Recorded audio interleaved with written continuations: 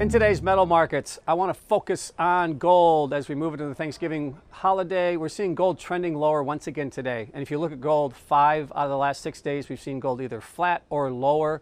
So this downtrend continues to persist. We saw a high of 1486 just a week ago, and now we're pushing back down to the lower end of the range, currently around the 1461 level. And I want to point out the low for November was 1453, that's intraday low. So we're trending back down to the lows for November as we see gold continuing to realize some downward momentum.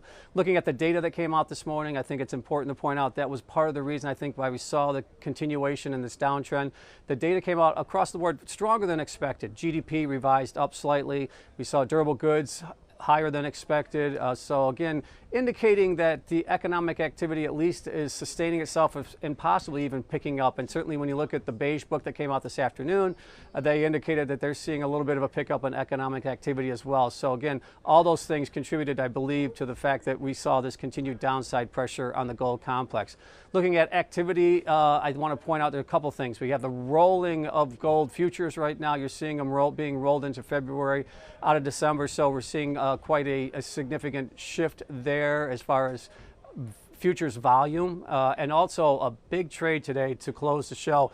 We did see, according to Bloomberg, a big buyer of the June 2021 4,000 call strike. So again, you're looking at a buyer of 5,000 contracts in June of 2021 on the 4,000 strike. They paid $3.50 for that contract. It's about $1.75 million for the trade, and that's a big trade in the gold options. So again, there's some activity, at least looking out about 16 months from now, that indicate that possibly there's an expectation here in the next year and a half that somebody's either laying off some risk or looking for gold to appreciate significantly in the next year and a half. So again, I want to point that out, that was the big trade today, according to Bloomberg, and certainly to keep your eye on and consider as you evaluate the gold markets moving forward.